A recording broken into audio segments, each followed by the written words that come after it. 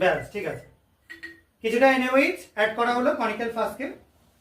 এবার তার মধ্যে সুক্রোজ তুই যোগ করে দে। সুক্রোজ এখানে যেটা রয়েছে একদম মোলাসেস ফর্মে চলে গিয়েছে, এই জন্য আমাদেরকে একটা গ্লাস রড ইউজ করে বা গ্লাস টিউব ইউজ করে সেটাকে মেশাতে হচ্ছে তুলে।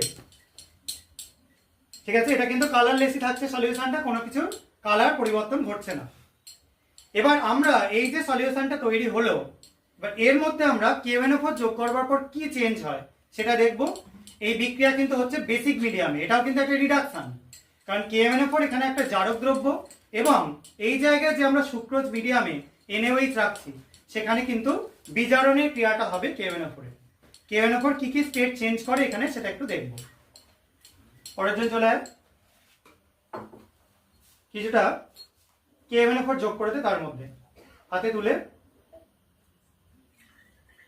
দেখতে পাচ্ছি সবাই কালারটা সবুজ হয়ে যাচ্ছে। এটা কেন সবুজ হয়ে যাচ্ছে? K2MnO4, ঠিক আছে, এই ফর্মের জন্য সবুজ হয়ে যাচ্ছে। আমরা KMnO4 জানি, তাতে K2MnO4 হচ্ছে বলে সবুজ হচ্ছে। ইনস্ট্যান্ট দেখ কালারটা আস্তে আস্তে চেঞ্জ হয়ে একটু ব্রাউনিশ হয়ে যাচ্ছে। তার মানে KMnO4টায় K ছিল +7 স্টেটে, তার থেকে K2MnO4 হলো +6 স্টেটে রিডাকশন হচ্ছে।